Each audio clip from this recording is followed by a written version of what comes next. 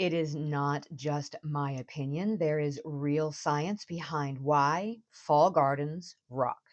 If we take one example, it's because brassicas like kale and broccoli aren't just hardy, they pack a nutritional punch. A 2023 review calls them a nutritional gold mine, citing their boosts in vitamins and minerals. And as we go into the winter months, we tend to eat fewer fresh vegetable options in a lot of areas. So, this nutrition can be important. Plus, cooler temperatures slow the sugar breakdown and enhance the sweetness in a lot of these cooler season veggies, which means vitamin rich produce plus flavor. And we're talking fewer bugs and fewer diseases that hit in the cool season. So your garden and the gardener both get a break. So, today on Just Grow Something, we are talking about how to plan out a fall garden, how to know when to plant, what to plant, and how to extend the season a little bit further into the winter so that you can continue to harvest as much fresh produce as possible as the day length wanes and the days turn colder. Even my southern gardeners can learn a thing or two about how to continue the garden beyond fall. Let's dig in. Hey, I'm Karen, and what started as a small backyard garden 20 years ago turned into a lifelong passion for growing food. Now, as a market farmer and horticulturist, I want to help you do the same. On this podcast, I am your friend in the garden, teaching evidence-based techniques to help you grow your favorites and build confidence in your own garden space. So grab your garden journal and a cup of coffee and get ready to just grow something. So before we continue with this, if you want to jumpstart your fall garden plan, I have my annual fall garden challenge. It is a free challenge. Do not underestimate how much you can do in the garden in the fall. You can regrow your favorites from the spring. You can try new crops. You can get redemption for the ones that failed earlier in the year.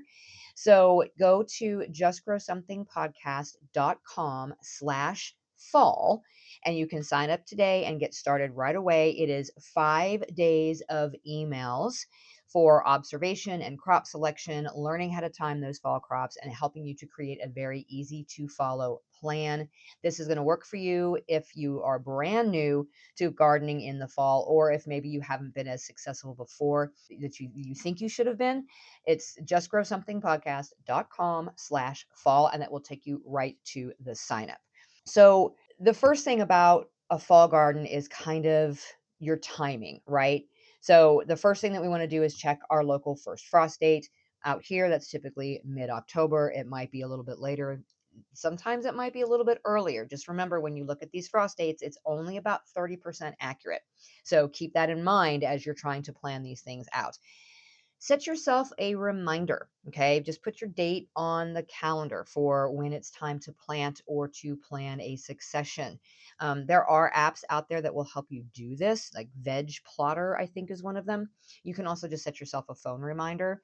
I just go old school. I use my calendar. I write the dates on my calendar as to when things need to go in the ground so that I get them in on time based on my first frost date, but also remember that episode that we did a couple of weeks ago, which talked about extending the days to maturity based on what it is that you are planting. So go back and listen to that episode. There's a chart in the show notes that's going to tell you how many days you need to add to the days to maturity. Okay. We need to remember that volatile weather fluctuations can make it even more important for us to have a garden planner, a journal to keep track of how everything goes every season. It seems like the spring and the fall are the two that leave most to chance when it comes to um, what we plant and how we plant it, the timing of these things. In the spring, specifically when the insects start, less so in the fall. Like I said, it's one of the reasons why I really truly enjoy fall gardening because most of the insect pests are done, but we have to get to that point, and it's important for us to keep track of when we're planting things and how they fare based on our weather conditions. I know I kind of harp on this a lot, and it can seem like a bit too much for somebody who is just a casual gardener. And if you really aren't concerned about the yield, then that's fine. You don't have to take these notes. But if you are a gardener who either gets frustrated because things aren't necessarily repeatable every single year, Like you feel like you're doing the same thing over and over again, and one year you'll have a great year and one year you won't. There are reasons for that. It's not just chance. It has a lot to do with the weather fluctuations and when your first frost was, or how much rain you got, or what the sun conditions were, or the humidity, or whatever it was. Not to mention the insect pests and the critters and stuff that might, cause some havoc. So I always encourage everybody, keep a journal and keep track of how things go every season. The other thing too with the timing on getting these plants into the ground is that you can absolutely extend your season based on using some season extension, and it is not super expensive to do this. A floating row cover of some sort can add 6 to 10 degrees Fahrenheit of warmth under there, and that can really extend your season. Not just for those frost sensitive crops. So, if we're talking things like lettuces that don't really like to have an actual freeze hit them, they get damaged very quickly. Covering those is going to give you a little bit of an insurance policy. So if it's getting pretty close to freezing, well, you've just added 6 to 10 degrees. So that's perfect. That's going to save you and that's going to give you some extra time, especially if you were somewhere like where I live that we might get a frost, but then for the next 2 weeks, the daytime highs are up like in the mid 70s. And it's like a frost never happened. So if I can cover those plants and get them to go beyond that first frost, then I have another full 2 weeks that I can harvest off of those without a problem. And then maybe use the row covers again as it starts to get cool. But this also extends to those crops that actually enjoy the cold. So those brassicas that we talked about in the intro, kale definitely tastes better once it has had a frost. Broccoli can intensify its flavor once it has had a light frost. Now, broccoli does not like a really hard deep freeze. So, this might be a time where you use those row covers. As it starts to get colder and colder, you're going to protect those crops so you have a longer harvest period. The thing about a lot of these crops that we plant for the fall is that we have to get them to maturity before our daylight hours dip. And we already talked once before about the fact that it's going to take them longer to get to maturity as those daylight hours are reducing and as the temperatures are dropping. So we have to give ourselves that cushion. But then we also need to understand that that means that if those crops get to maturity before the daylight hours dip, that we can continue to harvest off of them for an extended period of time.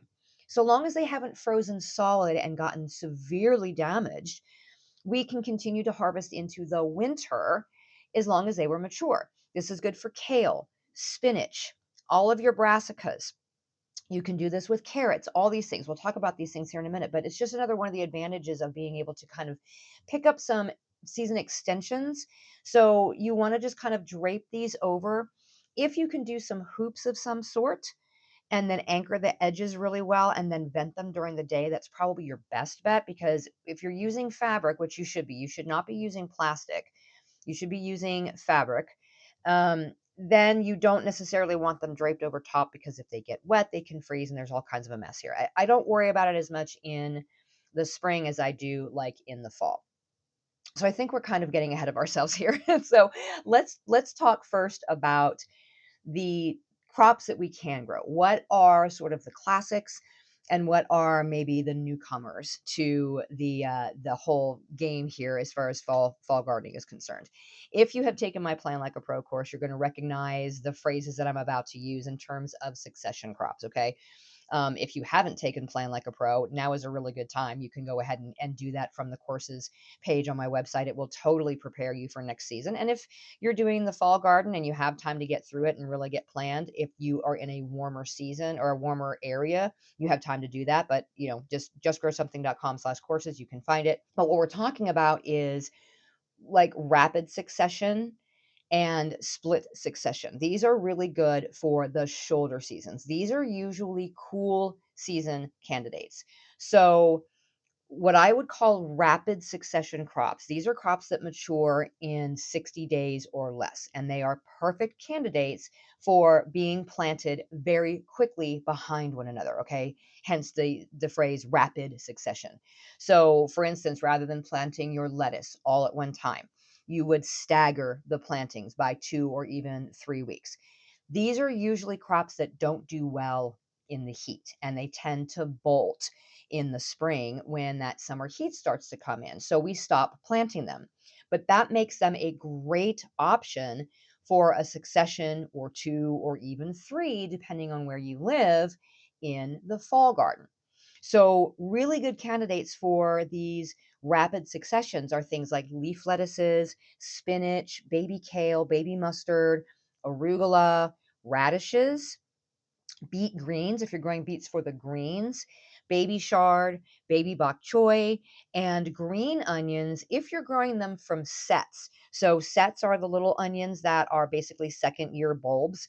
There's just a little bulb that you pop in, but they generally take about 28 to 30 days to actually develop like green onions. And you can sort of succession plant these too to get a continuous harvest of those. When we're talking about split successions, these are the cool season crops that take like 60 to 90 days to reach maturity. So these usually aren't candidates for like multiple successions in one season because they also tend to do poorly in the heat, but they can be planted like twice per year in each shoulder season so that you can increase your overall yield for the entire gardening year, right? These crops generally reach maturity before the heat of the season begins in the summer. So it's like a one and done. And then you can plant them again to mature during the cooler days of late fall. So a lot of these are the brassicas we were talking about. So broccoli, cauliflower, fast maturing cabbages, carrots, turnips, and beets. These all fall into that category. Getting your full sized kale, full sized chard and mustard, head lettuces. So these take longer to mature than the leaf lettuces, right? And then depending on what climate you live in, you can also do potatoes and peas as a split succession. So you want kind of fast maturing varieties, and it's going to depend on what climate you're living in, but you can absolutely attempt these in both the spring and again in the fall. Looking to add elegance, height, and color to your garden? Climbing roses are the perfect solution. With their tall canes and abundant blooms, these roses transform fences, walls, trellises, and pergolas into breathtaking floral displays. Even in small spaces, they create the illusion of a larger, more inviting garden. I'm planning to add a small arbor or a pergola over the gate to my backyard, and I think I'm going to choose a climbing rose for either side that can join at the top to make a beautiful arch over the whole thing. Of course, heirloomroses.com is the go to spot to find the perfect climbing rose for your garden or landscape. With over 120 varieties with that specific growth habit, they come in a wide variety of bloom types and fragrances, suited for USDA hardiness zones as warm as zone 11 and as cold as zone 2. You can check out the wide selection of their climbing roses for your zone by going to heirloomroses.com and using code JUSTGROW to save 20% at checkout. You will get sucked into looking at all the beautiful photos of their options. I think I have my eye on a cutting variety called Candyland. Heirloomroses.com using code JUSTGROW to save 20% on your brand new climbing rose. The link is in the show notes.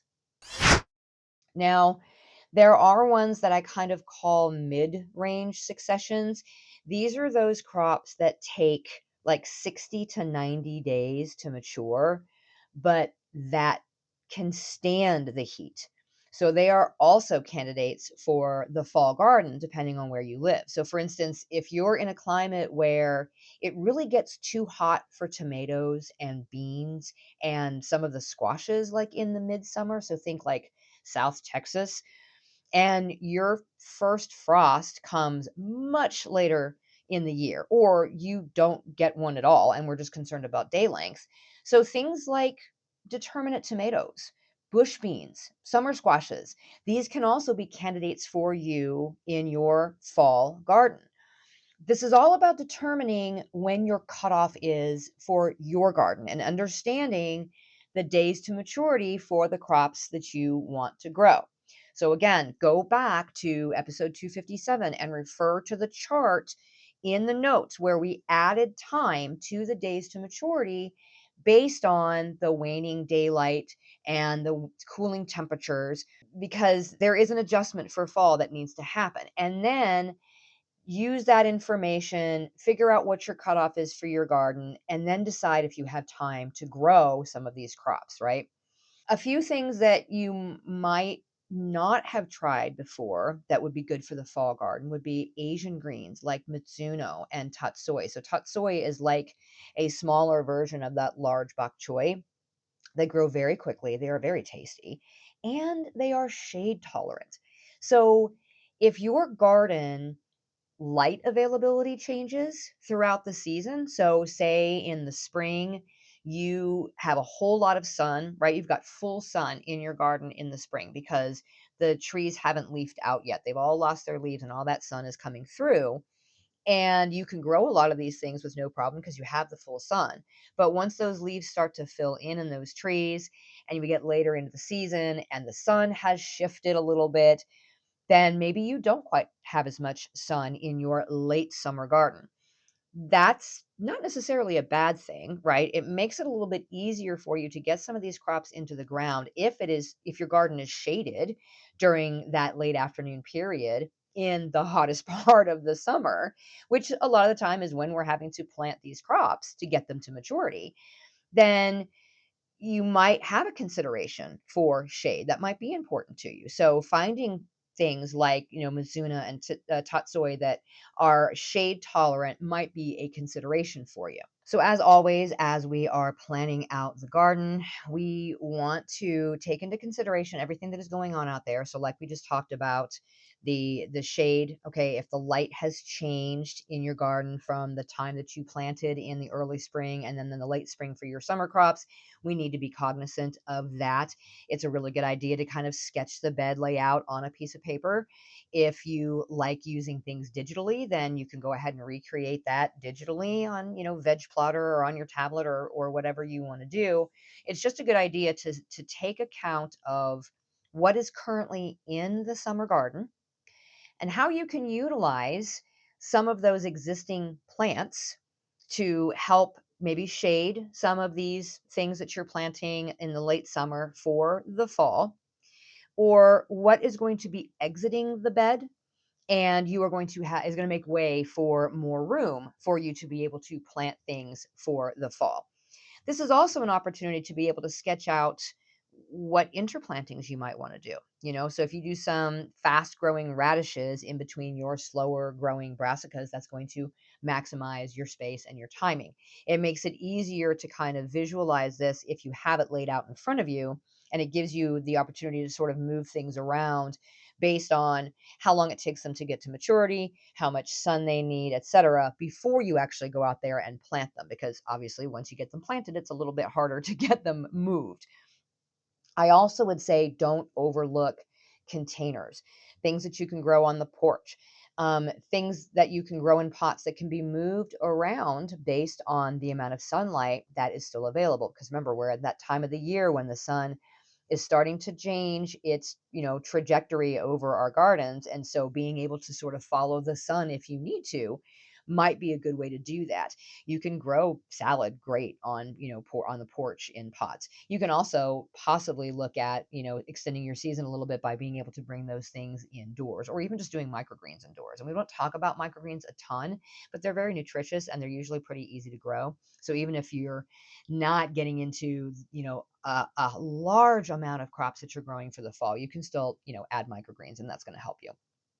In any case, we don't want to overlook our soil, right? We always want to, anytime we're like changing things up in the garden, it's a really good idea for us to do a soil test. You got to think, we have been growing in these beds all season long. This is even more important if you are growing in containers, whether that is raised beds like my planter box direct beds, or if you're doing them in pots and containers. That is a limited volume of soil. Even if you're growing in a raised bed that has open to the bottom, you have kind of manufactured the soil that is in that bed. And that means that there is a limited amount of nutrients available within that volume of soil.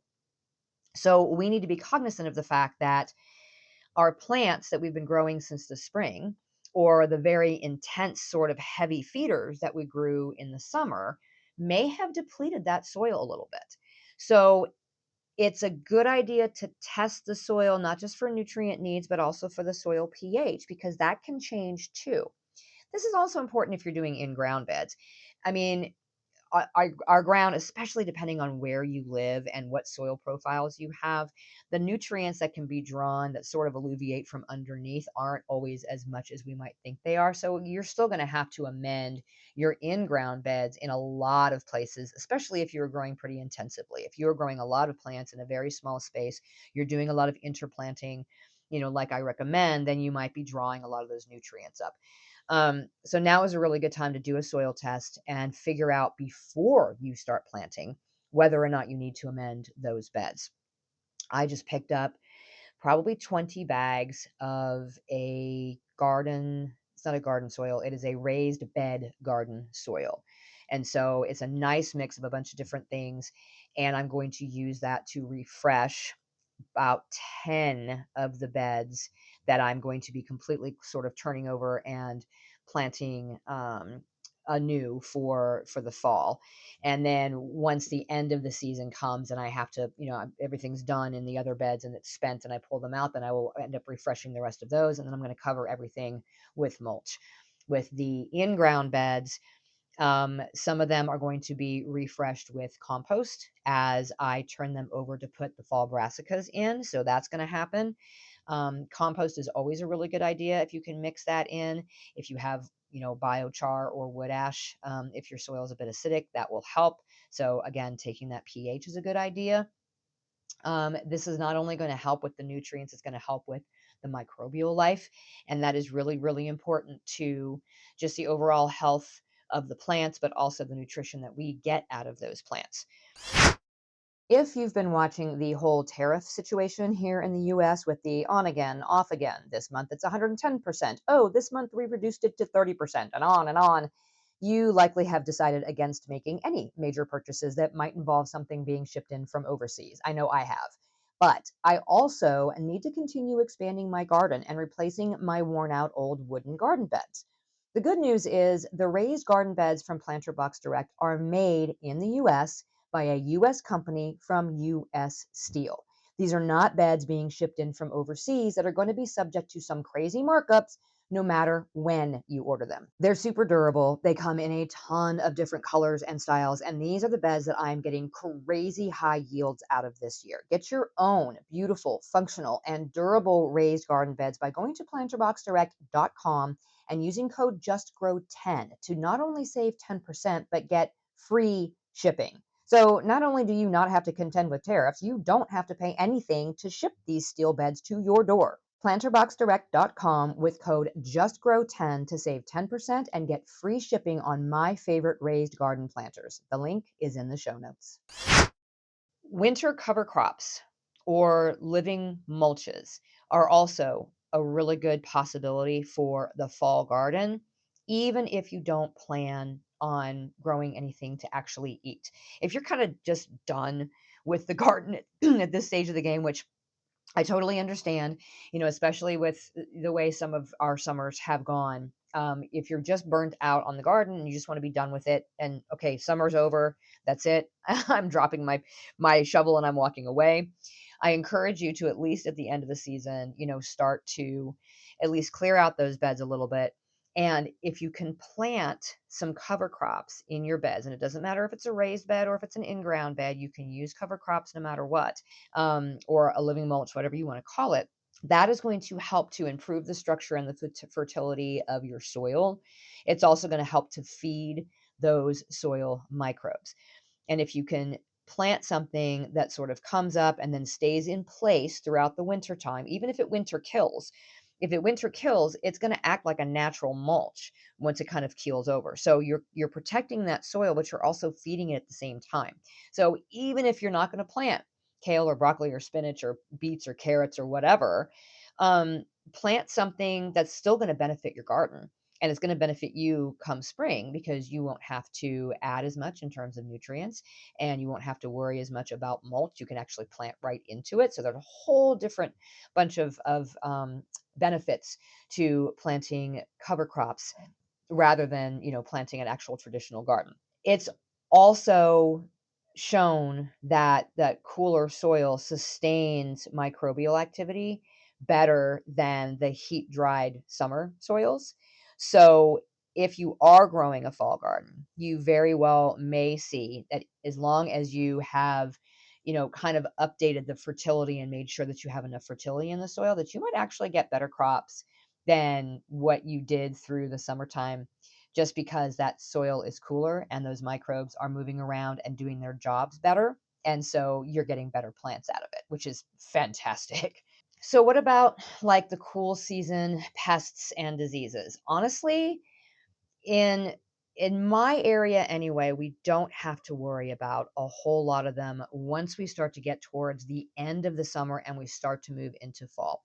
The squash bugs are going to be there no matter what, little buggers, but at that point the majority of the other pests seem to have run their course. I can't speak for other areas, but I would encourage you to kind of pay attention to that too and just kind of see what is going on.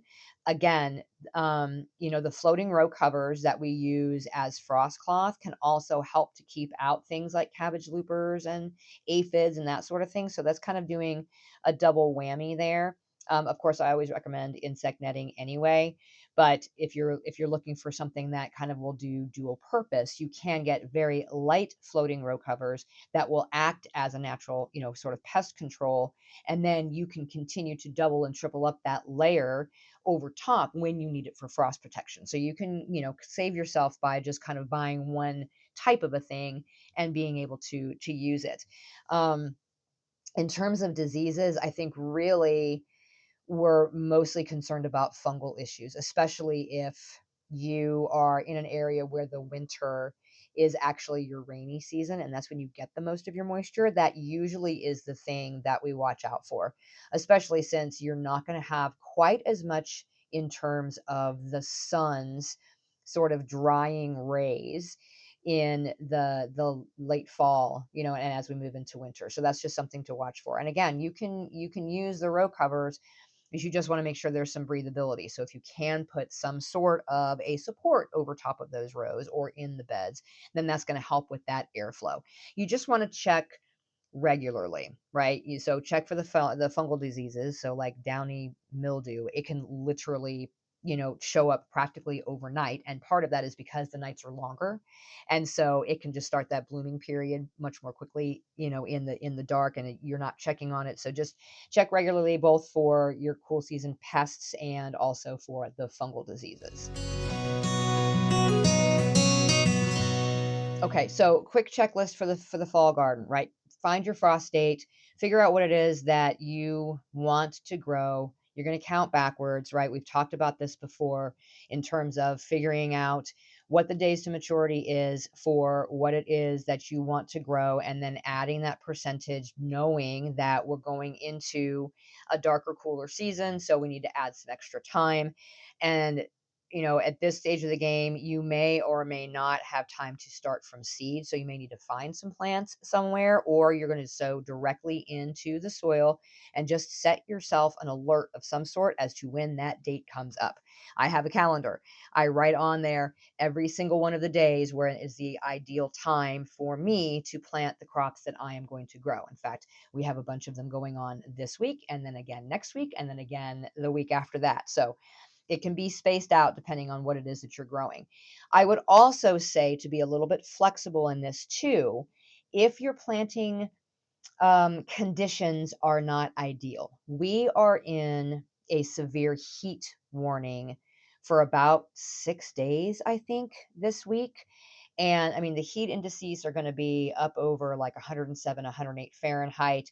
The humidity is just suffocating, which also means that the soil temperatures are really warm right now. Now, yes, I have mulch over top of them, and so the plants that are out there are doing fine, but I probably would not go out right now and, clear out a space to be able to either put a transplant into the ground or to direct sow anything. I don't think it would do very well. So I am okay with waiting until next week to get those plants in. And at the time that I plant them, I'm going to make sure that I soak that soil, and I'm going to cool that soil off a little bit if necessary, if it's still holding on to some of that heat. If you have a soil thermometer or a compost thermometer or something, even if you have a meat thermometer that you're not using anymore, or maybe you are, if you're confident you can clean it, fine, use that. Check the soil depth where you are going to plant, whether it's transplanting at a 4 to 6 inch depth or putting the seed in the ground at, just an eighth of an inch, and see how hot it is at different parts of the day so that you know when the optimum time is going to be to plant. If you have to wait a few days, that's okay, but make sure that you have it on a calendar so that you know when it is. Don't be willy-nilly and just go, "Oh, today seems like a good day to plant." No, check your calendar, okay? You also want to prep that soil. So take your tests, add your compost, add your amendments, change the pH, do something to help with the pH a little bit if that's necessary. Plan that layout. Figure out how you're going to mix your classics in with your new kind of greens and stuff. Include your interplantings, include your succession plantings if you're going to do some of those rapid successions. And then if you are going to plan for some season extension, then maybe now is a good time to put in some hoops for those row covers. And then just be prepared to start scouting weekly for pests and diseases. And if you see them, you need to pull them or you need to treat it very, very quickly. So remember the 5-day email challenge for my fall gardening challenge. You can go in there at any time. It's justgrowsomethingpodcast.com/fall. That will take you right there. And you will get that series of emails starting immediately. There's no need to wait. So at least it's going to help you with sort of that planning to be able to get yourself into the fall garden. I really, really hope that, even if you just try one bed or one corner of the garden, that you give it a shot. I think you would be pleasantly surprised. I know the burnout is real, especially for those of us right now who are in these heat warnings, or if you're dealing with smoke from wildfires or whatever it is, and you're just feeling burnt out. I totally get that. But if you can just eke a little bit of energy out of yourself to be able to get out there into the fall garden or into the summer garden and be able to plant for fall, once it starts to cool off, I guarantee you will be so happy that you did, because gardening in the fall really is an absolute treat. Until next time, my gardening friends, keep on cultivating that dream garden, and we'll talk again soon.